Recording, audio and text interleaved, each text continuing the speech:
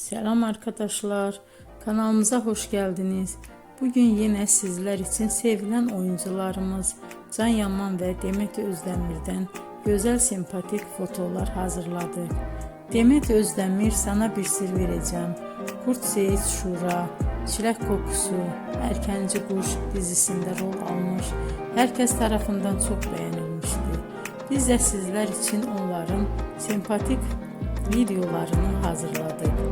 Bu muhteşem videoların devam etmesini istiyorsanız bol bol yorum yazıp ve bildirimi her zaman açık bırakın ki videolarımız ilk önce siz görün.